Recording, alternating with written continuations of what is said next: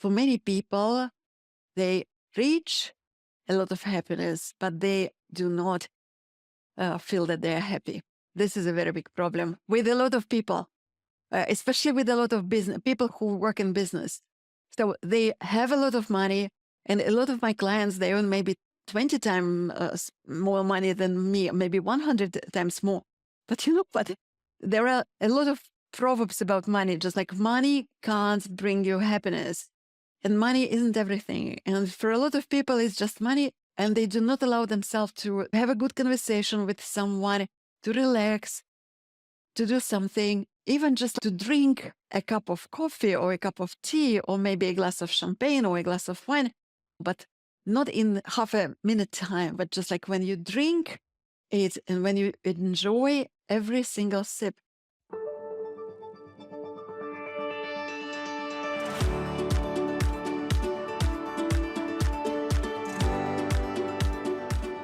Hello, everyone. Welcome to another episode of Age of Reinvention, your go-to podcast for inspiring stories, strategies, and insights on navigating the exciting, often challenging journey of midlife reinvention. Today, I beam with excitement as we invite to our virtual studio a luminous personality known for lighting up the corridors of academia and the lives of many with her expertise in positive thinking and the science of laughter. Let's give a warm welcome to the incredibly talented Dr. Anna Litovkina.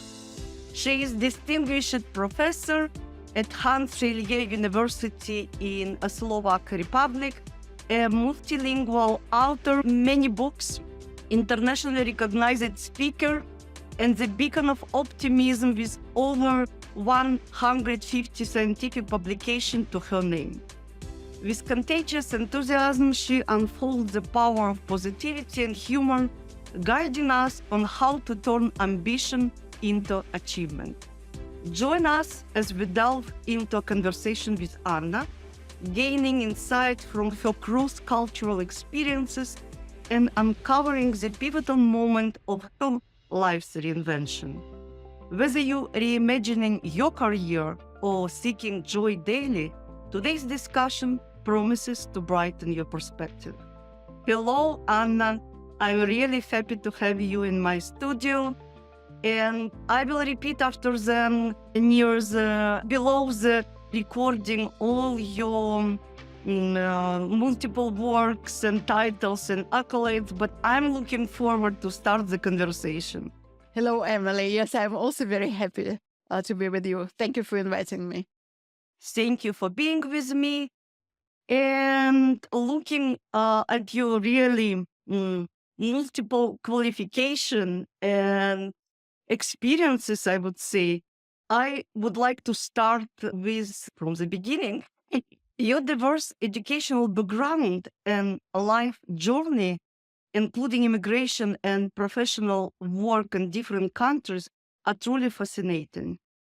Could you share with our listeners and me what inspired you, being yourself at 55 years old and already many years professor in several universities, to pursue a Master of Art in Practical Psychology, following your next transformation to be a coach?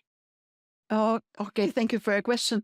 So first of all, I would like to tell our listeners that I'm 61 years old, and 5 years ago, I got my master's degree in psychology and in coaching.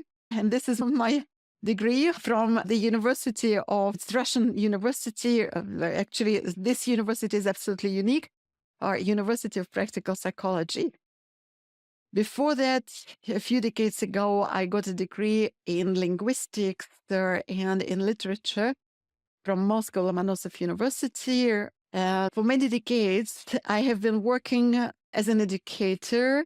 Nowadays, I'm a professor. I have been teaching English. Sometimes I teach Russian. Sometimes I teach Hungarian as foreign language. And years ago, I had this idea that I would like to study psychology. psychology fascinates me, and I think that it's important for everyone to be familiar with the basic laws of psychology, just simply to have a happy life. And in 2017, I was accepted for that program. I didn't really want to change my job because I'm very happy with my job, but I just wanted to learn a lot from fantastic teachers, fantastic coaches, fantastic psychologists there, and I wanted to become happier. So I think I'm quite a happy person. I have really some kind of good attitude towards life, and we met with you at the festival. Возраст счастья or the age of happiness. So because I think for you and similar to me, we just wanted to get some new techniques, some new strategies in order to become even happier. So I wanted to become even happier. I wanted to meet new people. I wanted to start doing other things. I wanted to become a coach. And this is what happened. So I got a degree of psychology. I got a degree of a coach. And I haven't changed my job. I'm still a professor, but I frequently have some clients in coaching. And I think it's absolutely fantastic. Even if you are 50 or you are 55, I was the oldest person. There were about 80 students, and I think I was the oldest person there. But as my peers said, that I was the most energetic person, that I was the most enthusiastic person there when I was doing my studies. Can I make conclusion that kind of every new course over the life, or new studies, or upgrade, or new topics make you kind of more positive because it's created new vision for you, new vision of life? How you would summarize it? You're absolutely right. So I like studying. I like learning. It's not only that I like attending different courses. The week when I got my degree in Moscow and the week when I was defending my thesis, that week I was the chair of the state exam committee at my university. So imagine, isn't it strange? Just like here, I'm a strict person. So here, if anyone is not okay, so I was the chair of a committee, state exam. Students were defending their dissertations or their thesis. And a few days later, I fly to Moscow, 2019, at the very end of May, and I defend my own thesis. I think that it's absolutely fine if we are 50, if we are 40, even if we are 60, to learn certain new things, to meet new people. So for me, it's absolutely fantastic. I like learning. I like studying. And there are some kind of people who start learning or who start studying and they never finish. I'm a kind of person who, when I start, it's almost always that I finish. So if the education is fine, I finish it. And I get some new skills, I get some new knowledge, I meet some new people. So my life becomes more interesting, more exciting. Your experience spanned across various cultures and countries, including substantial long experience living in Hungary, tenure in Budapest, and educational roots in Moscow, Russia. How do these cultural experiences shape your understanding and probably methodology in coaching other individuals through the life transition and reinvention in the new culture and country? And I believe it's important now for many people because so many changes happening around us that these skills are really required. I think actually one of my maybe most important skills, maybe not skills, but features, is flexibility and the skill to be adaptive. I was 22 years old when I got married and when I moved to Hungary. Imagine, I started absolutely new life. Just like I moved from the Soviet Union, I started absolutely new life, new language, new friends, new colleagues. So everything was absolutely new. Afterwards, years later, I got a Fulbright scholarship. I went to California, and I spent 1 year at University of California at Berkeley. I was doing my research in one of the best universities in the world. So I teach now. I live in Hungary. I teach in Slovakia. I have clients from all over the world. And you know that I also have a hobby. I like recording interviews. So I also have podcast, or I have YouTube channel. And I consider myself the citizen of the world, the citizen of the planet, or the citizen of the universe. I do not restrict myself to any language, because my mother tongue is Russian, but I live in Hungary. My Hungarian is very good. I have published numerous books in Hungarian language. So I teach English language, and I also have clients. Maybe I do coaching in Russian language, maybe I do coaching in Hungarian language, or maybe even in English language. And I also record interviews in Russian, in English, and in Hungarian language. So I think that the way that I have been to numerous countries, and the way that I speak different languages, and also that I sometimes teach here, I sometimes have workshops here or there. So it helps me to understand people from various cultures. It helps me to understand what kind of problems they might have in their particular setting. In my clients, it depends, because sometimes I have a client who comes only just for one session. A coach, so if you work as a coach, very frequently you just do one session. For example, someone has a kind of goal, and one session might be absolutely enough. Sometimes some clients might have 5 sessions or 10 sessions, and so on. It was really fantastic. It was about 5 years ago when I went to London, and I took part in a wonderful seminar, or you can call it workshop or event, Tony Robbins had. So Tony Robbins unleashed the power within. And I was walking on a fire there. I was doing a lot of other crazy things. And for example, there I met a very nice person. And immediately when we were talking, she told me that she would like to become my client. And I told her, wonderful. And she became my client. And for example, once while she was my client, that in coaching, very frequently, you might work with the metaphor of life. And actually, I myself, as a coach, I cannot really talk about some other people's sessions, but I can talk about her, because after numerous sessions, I recorded 2 interviews with her. And one of the interview was discussion of coaching with me. And we were talking about one of the sessions. And imagine, while I was coaching her, I just saw that something was really very hard in her life. And I just asked her, what is the metaphor of your life? And she told me that life for me is that I have a backpack, a heavy backpack. My backpack is on, and I am going up and up, and I'm sweating, and it's very hard. It's very unpleasant. Everything is absolutely hard. And you know what is very interesting for me, for example, to have a backpack is absolutely fantastic. So I like hiking and I like climbing mountains. For example, a few weeks ago, I went to Kyrgyzstan for 10 days. I was hiking there like 4,000 meters. Sometimes my backpack was 10 or even 12 kilograms of weight. But for me, even despite the fact that it was very hard, for me, it's fantastic. Just like for me, when I hike, when I carry my backpack, so it is just adventurous. But for her, it was not adventurous. For her, it was burden.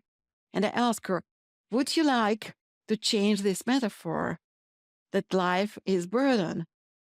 And she said, can I? I said, of course, you can. So how would you like to look at your life? Because your life might be anything you can imagine. And she says, oh, that's wonderful. I am just sitting. A plane is just flying, and I'm drinking a glass of champagne, and everything is fantastic. Life is beautiful. So everything is just gorgeous. And I asked her, do you like it? And she said, yes. And next time, for example, when you see or when you think that something very hard is happening, just like you can transform, you can start thinking, you can visualize it in different way. 2 days later, she called me and she told me, imagine today what has happened. She said that I have earned $12,000 just because of this new metaphor. Something happened. I will not tell you what. Something happened she told me, but I will not tell you. So, and something happened among her and someone, and she was going to behave the way, she was going to react at it the way she always did. And suddenly she just told herself, oh no, let me imagine that life is wonderful, that I am sitting and I'm drinking champagne, and life is not my burden, and it is not burden. And immediately the situation was solved in a few minutes' time. And immediately she was offered $12,000. Imagine, not in dollars, but in rubles. And she was so happy that she told me, I would like to pay 10 more sessions. I say, you don't really need so many problems. No, I would like. So that was one of the things. Just redefining her vision, just giving the different perspective on probably the same circumstances she had, brought her to different outcome. Absolutely. And later on, she had this mentor, she had that mentor, she learned this, she started sometimes attending the sessions of psychologists and so on. And her life has really changed. And it is not the money, because she earns a lot of money and she has always earned a lot of money. It's not the money, but it's just, you can have all the money of the world, but if you're not happy, if money doesn't make you happy, and for her, she started having this kind of feeling that something is, and I think this is what you or what me, we learned in May when we went to Montenegro to this festival, The Age of Happiness. So how to be happier, how to have more enjoyable life. But I would say sometimes we need supporters like you, coaches, many people need, just to bring you back, because with circumstances of our life, we might get out of this positive thinking or correct thinking, I would say. And sometimes we need somebody who will bring us back. That's why I believe people looking for coaches like you. And I believe it's mostly, it's very important in every age, but in midlife, when we have really some burden of the past mistakes and maybe, not very lucky circumstances or losses in our life, it became more and more important to be on this in this correct positive attitude, which I can tell not always so easy to attain. Mm-hmm. A lot of people come to me when they watch some of my interviews, and they like my energy, and they like my this kind of light, and I really feel very happy about this. So it's contagious, yes. There is a proverb in English: misery loves company. Just like if you're miserable, so a lot of people might also become very miserable around you. But another one, and this is which I prefer: smile and the world smiles with you, cry and you cry alone. And I think it's much better to smile and to laugh, especially these days when there is much misery in the world, when there are numerous wars. And so to help people, yes, it's very important. The concept of redefining our lifestyle and purpose at midlife is pivotal to my podcast, to our podcast. How do you define the freedom at midlife in context of reinvention? Can you provide insights or examples from your coaching practice or your personal life that exemplifies this idea? It was a few decades ago when I decided that I'm not going to work just for money. So my father was extremely happy person. He was a physicist. My brother is also a physicist. And my father really loved his job. He liked hiking, kayaking. He had a lot of friends. And he always said that just you should work not for money, but you should work because you like doing what you do. And I'm extremely lucky. I think I'm extremely lucky that I got my degree and immediately I got a job. And so I like my job. I have liked all my jobs at various universities. So from this point of view, it is extremely important for me to like what I do. It's more important than anything else. For me, it's very important to have time, enough time for doing sport. For example, yesterday in Hungary, it was extremely hot. I went, for example, hiking. I did about 20 kilometers of hiking, about 1,000 meters up and 1,000 meters down. And altogether, the hike was about 20 kilometers. Today, for example, I went in the morning. I spent a few hours with an acquaintance. We went to Turkish bath. A few days ago, I did about 120 kilometers. I rode a bike. Tomorrow, I'm going to spend a wonderful day with my daughter and with my granddaughter. My granddaughter is about 11 months old. The day after tomorrow, I'm going to opera. On Thursday, I'm going to record an interview about the psychology of justice. And on Friday, I'm going to have a 5-day trip.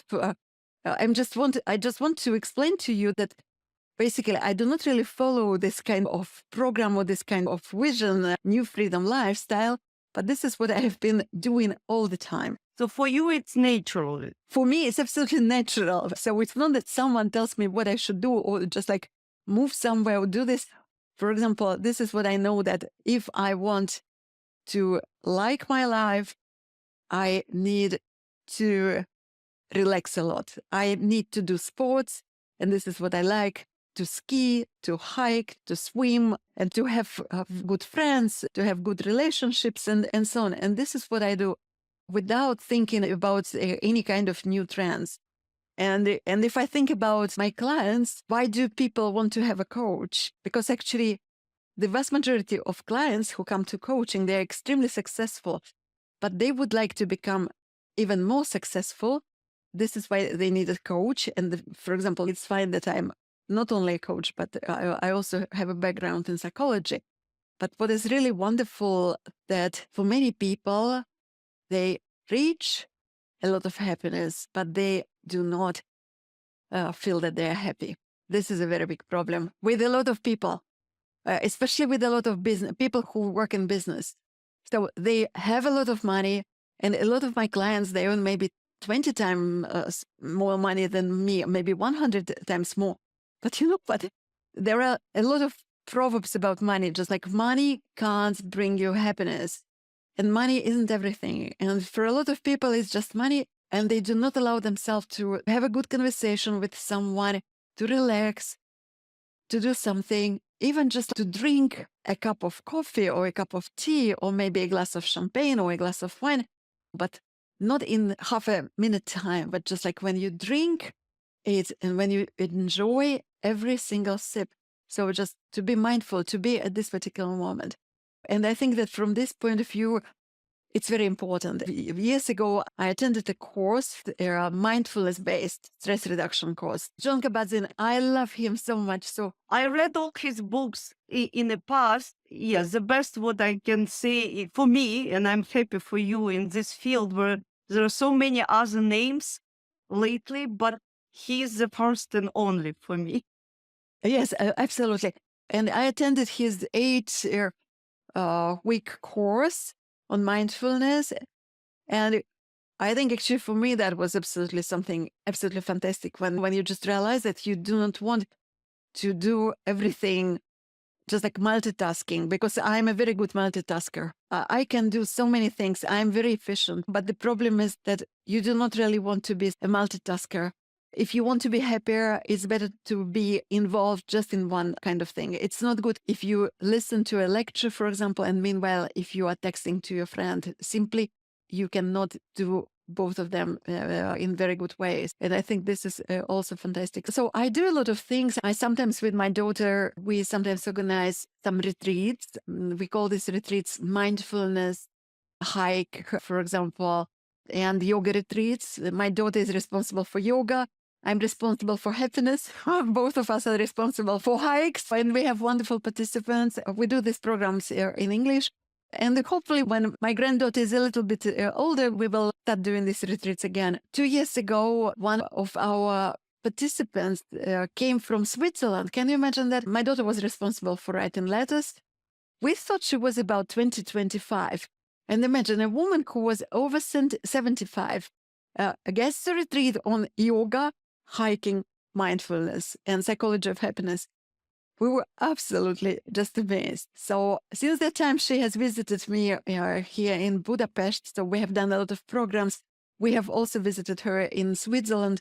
So when I have a look at these people, or I have a friend of mine who is over 80, she's 85. And for example, she writes books. Last year, 3 books of hers were published. 2 years ago, 4 books of hers were published. So she started dealing with this just a few years ago. So a lot of people can do new things, or you can continue doing old things. You can enjoy doing it. I believe that the problem with many people, it's what I notice, at least in North America, it's overburdened with work, with business tasks. That's why this multitasking, which business is required today, or full-time job, there's more and more pressure on quality of work. And actually multitasking for years was part of the job requirements for many positions. And I know it from the personal experience. And even people who liked their job initially became really tired, frustrated, stressed out. What you would recommend for people like that, and specifically now when they move into the midlife, when you cannot perform on a speed and actually you don't need to do multitasking, but it's requirements for your job. So how, and there is a problem of balance. So people so tired from their work in North America, at least what I see, that with all their love and desire to relax, they feel that with this perpetual mobile and they cannot get from the wheel. Research shows that if you do multitasking, you are not good in this. For example, if you do 2 different things, you are not good in 2 of them. So it's much better. You are more efficient if you do not do multitasking. For example, research shows that, for example, in numerous firms, you are required to respond to email letters. Maybe, for example, you need to check email letters maybe 10 times an hour, or maybe even more frequently. And imagine if you write something, if you write an essay, and if every 5 or 10 minutes you need to check something, simply you lose your ideas, you lose your sentences. So it is not good. For me, it's very hard to recommend to such people. For example, I myself, I wouldn't go to such jobs. Not all people have flexibility of finding the job, specifically when they're in midlife. And it's harsh realities that, like, I notice on myself. And I was very good at multitasking years ago. I'm a very good multitasker. My mother was such a good multitasker that I learned from her. But when we talk about multitasking, imagine I can put, for example, something in the oven. I can also put something into my washing machine. I can also do other things. This is very good. This is what we do permanently. And I think it's absolutely good to do certain things. But multitasking is, for example, you record an interview, and if there is my cell phone near me, I just suddenly start mental multitasking. So this is simply not good. People do not feel as happy. So people feel happy even if you are involved. Research has showed, for example, in Harvard, there are some scholars, I don't remember now their names, but they have fantastic TED Talks on this, on happiness is when your mind doesn't wander. So even if you sweep your floors, it's much better if you just sweep your floors. And if you concentrate on this, or if you do certain other things, it's much better if you do that way. But the vast majority of people, and especially young people, they do this kind of multitasking. A couple of weeks ago, I went to the opera. It was fantastic. My favorite Traviata. In front of me, one person was permanently checking his Facebook. Someone else was using WhatsApp. So for me, it is just amazing. Why are you there? Why aren't you listening? Just this music is so beautiful. It's addiction. Sometimes people feel they just, sometimes you wait for important message, but it might be 1 or 2, but it's just automatic performance. And the problem is that nowadays we are forced to do it. People who deal with marketing, people who deal with advertising, they know how to attract our attention. And from this point of view, I think if you are mindful, if you want to live mindful life, so in this case, I just have to say no to multitasking of this kind, no to crawling, no to many other things. Because simply it is not my life. I'm not talking that just like never watch, do the Facebook. I have my Facebook page and I frequently post certain things there. But it's okay if you do it a couple of times a day. But if you do it once every 5 minutes, so this is a problem. It's a problem with people who are not so strong on planning their life, or we have different type of our perception and how it's working. And I believe that's why many people looking for coaches if they can help them. Absolutely. Yes, because actually a few years ago, I myself went to a coach. To a coach maybe 5 years ago, because I realized, especially when I started having my YouTube channel, I just realized that many times a day I wanted to check how many views my interviews had. And it really disturbed me because, I mean, does it matter if some of my interviews have 5 views or 20 views or 200 views? So it doesn't really matter because the interview has been already done. And so I went to a coach. Sometimes you need to develop some kind of strategy for this. Your work span multiple cultures and languages. And what have been some discoveries you've made about the universality of positivity in your global interactions? And why I'm asking this way? Because different cultures have specifics. And even jokes and humor in different languages, you should be on certain level of language development in order to use humor and proverbs that you're professional about. But when you start conversation with new person from different culture, there's some secrets how to show up your positivity other than smile. First of all, I do research in humor for more than 30 years. And I think that humor is really fascinating. I have attended numerous conferences on humor. One of them was, for example, in US, in California. I have organized 8 humor conferences in Hungary or in Slovakia. But I'm not good in telling jokes. I'm not good in being humorous. But I'm very good just in being positive. First of all, I do not really like complaining. But in case if something is not really good for me, or I find the situation is not good, instead of complaining, I just ask myself a question: how can I solve it?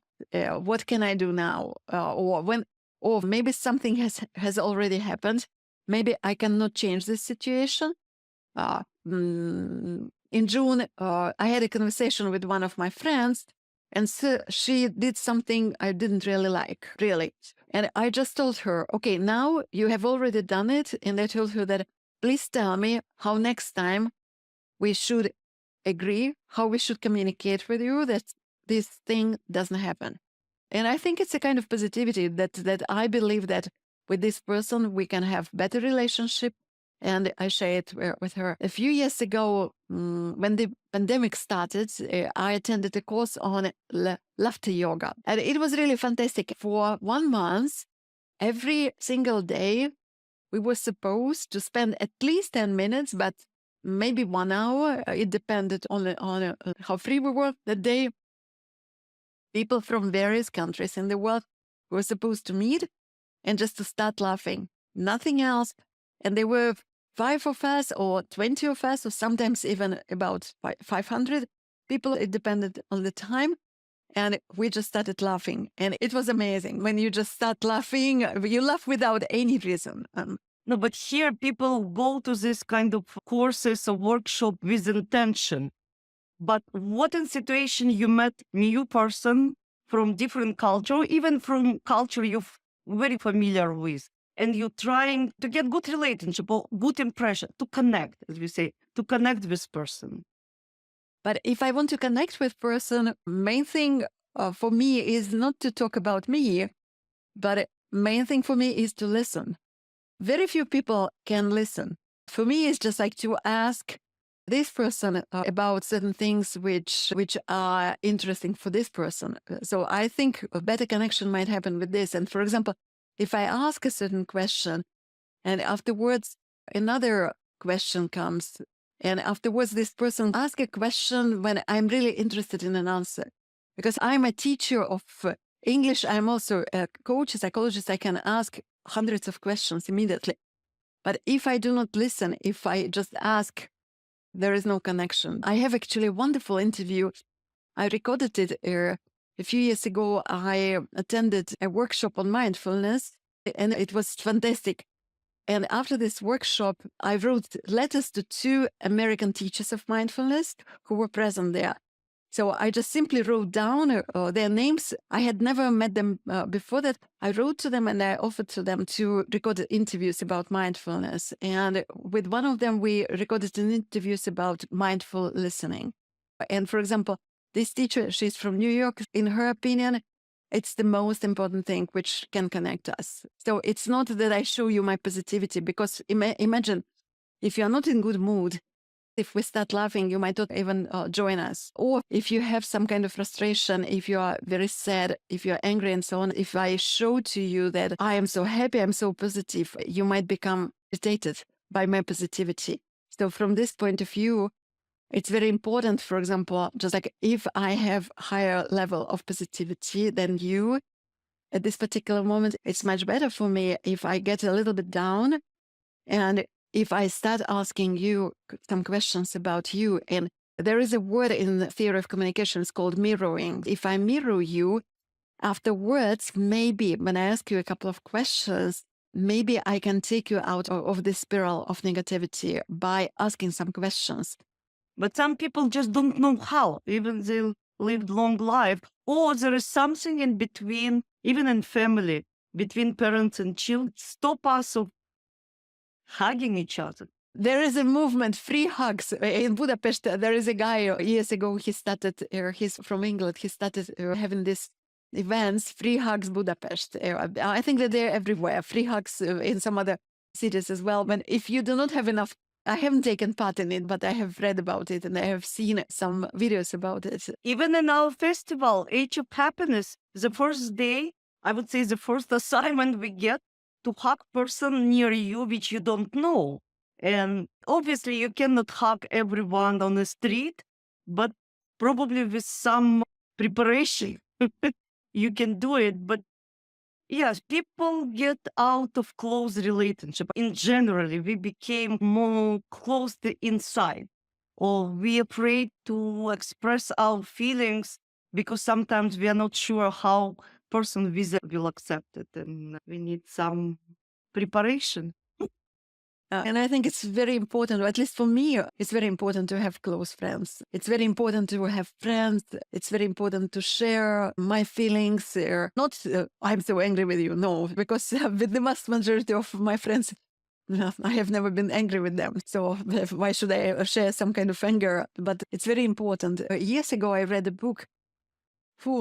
I don't remember what kind of book it was, but in the book, they pointed out that if you have at least one person whom you can call any time of day or night, you will live 4 years more. Can you imagine that? And I have a very good friend of mine. Actually, he's my co-author. We have organized conferences and we do a lot of events with him. And we started discussing this, and I asked, and we were talking, and he told me, yes, you can call us. You can call me and my wife. I say, you can also call me and my wife. And I really know it doesn't mean that I will frequently call you at night. But it's very good that just years ago, something terrible happened in my life, and I just knew that who I will call immediately. And it was really fantastic to talk to this friend of mine. Or once, maybe 20 years ago, when also something very bad happened in my life, I called 2 friends of mine and I told them, if you could come to me.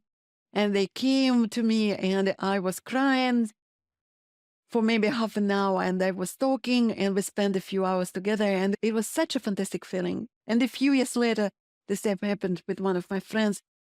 She asked me, can I spend a few days with you? Can I live with you? Because really I'm not okay. I say, of course, come and stay. And I think it's really helped us. Anna, I'm with you 150% of it. And it's how I grew up and understood the relationship.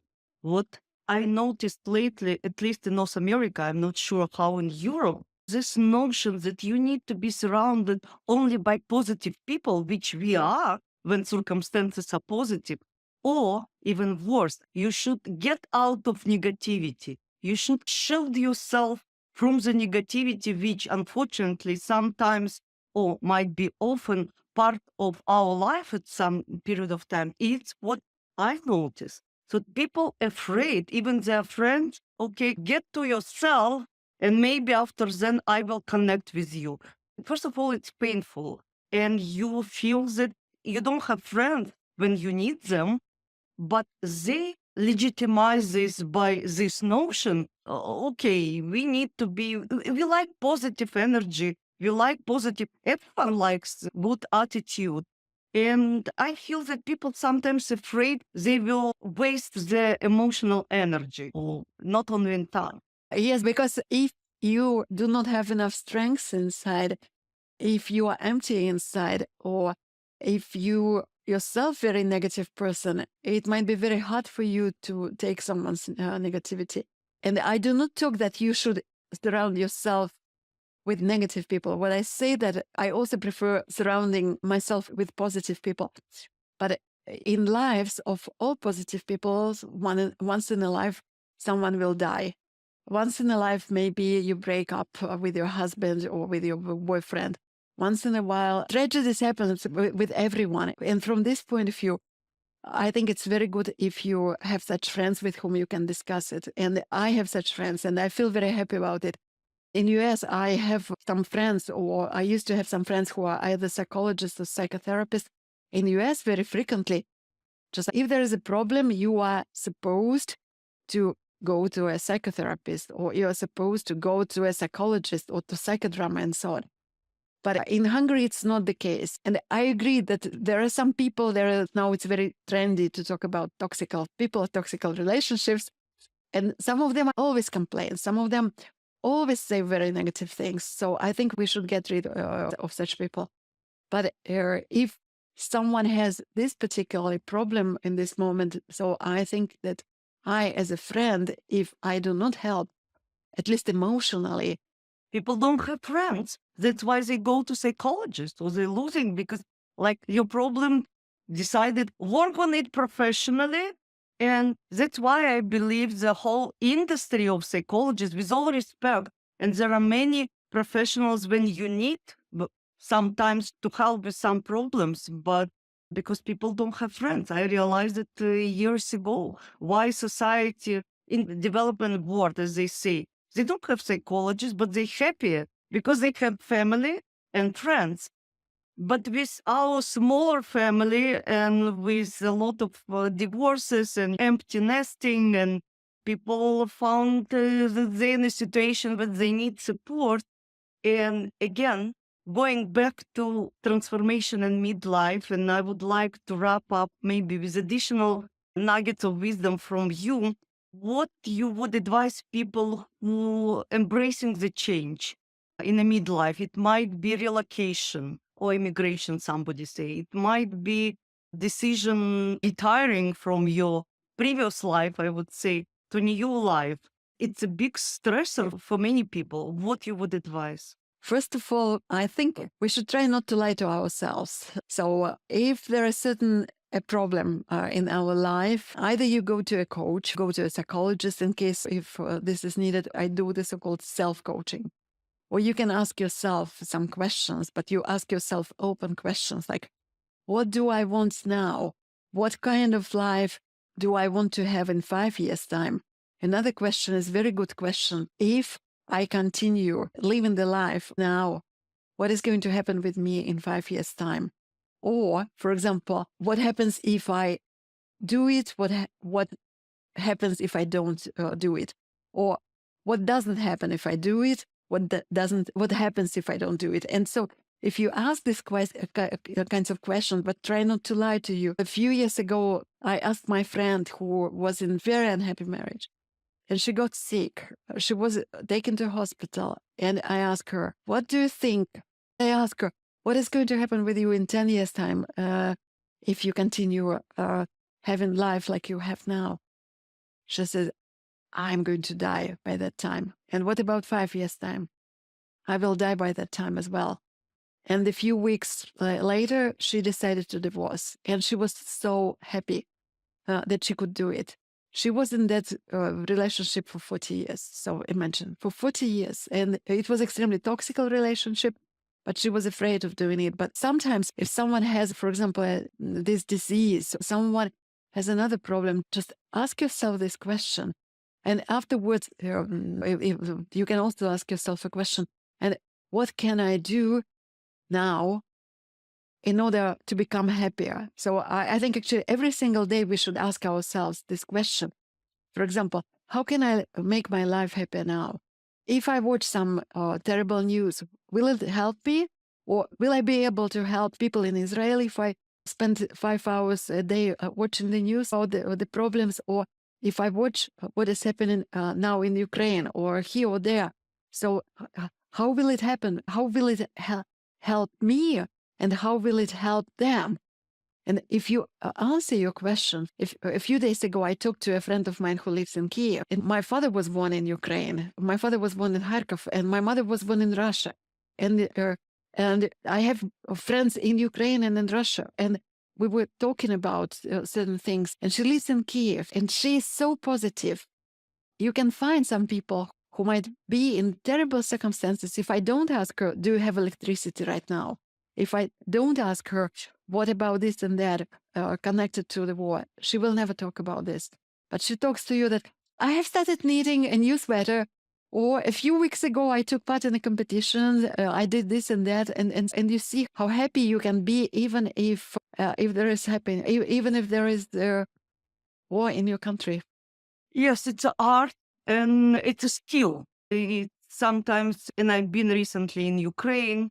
Yes, people living their life, and it's amazing that despite the war, people continue to live. And I know it's very important, and I lived myself through similar situation. And sometimes when you compare the life circumstances, it's really give you, as a person living in safe country, different look at circumstances and help you to evaluate your situation because all is comparable.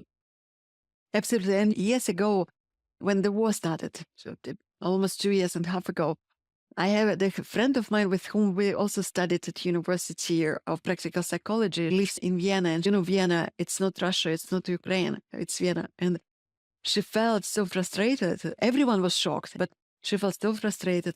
And I told her, call this peer of ours who lives in Kiev, and you will learn from her, the girl who lives in Kiev, how you can be happy, much happier than you are.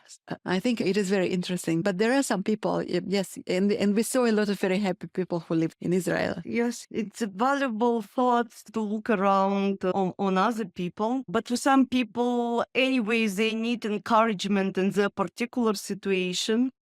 And please tell us how people can connect with you if they have certain questions. First of all, I have a Facebook. I also have LinkedIn. I also have YouTube channel, and I also have an email. But I think the best way to connect is through LinkedIn or through the Facebook. I would like to clarify that your workshops and courses are in Russian. You're working now for this target auditorium. Yes, I do not have online workshops now. If I have some workshops, I have them at my university in Slovakia. But who knows, maybe one day I will start having workshops. And it's exactly my last question for today. What is the next in Anna Litovkina journey of continuous growth and learning? I have a list of courses which I would like to attend. I would like to do Vipassana, for example. I would like to do silent Vipassana one day. I don't know when, but one day I would like to do it. I would also like to do El Camino. And yesterday, while I was hiking with some people, 2 of them had already been to El Camino. If I go to El Camino, I will do it just on my own because what they said that it's the best if you do it just on your own. There are numerous countries where I would like to travel and I would like to hike a lot. For example, last year I went to Azerbaijan and I did some 4,000 meters. I was sleeping in a tent 4,000 meters high. This year I went to Kyrgyzstan and also we were hiking just like 3,000, 4,000 meters. We were hiking there for 10 days. And there are numerous places in the world where I would like to hike. And I would like to record numerous interviews. There are a lot of people with whom I would like. So actually, I have already some agreements for this Thursday and next week, in 2 weeks' time, and so on. So numerous interviews. I have actually maybe the person in the English language world with whom I would like to record an interview would be John Kabat-Zinn. But I haven't asked him to do it. So maybe I should ask. Maybe I should write. Because I think I'm not good enough. You probably just need to find a way to approach him. And I believe he's a very busy person and with his full schedule. Anna, I was really enjoying our conversation. And I wish you very success in your each project, plan, interview, travel, workshops, or whatever you will do. And I believe there is a lot of things for you. And I wish the same for all of our listeners. Thank you very much, Emily, for inviting me to be the guest of your podcast. And I would like to also to wish you and your listeners to have the most fantastic lives of joy and happiness and life full of transformation, because we do transformation every single day. So we change, and it's better if we ourselves plan certain kind of changes. Thank you. Thank you. See you soon.